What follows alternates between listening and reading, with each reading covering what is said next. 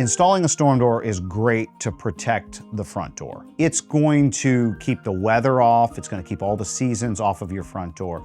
I really think the best reason that I hear from customers on why do I put a storm door is less about protection and more about how I use the home. And so when we install a storm door, I would say these are typically homes where the front door is open.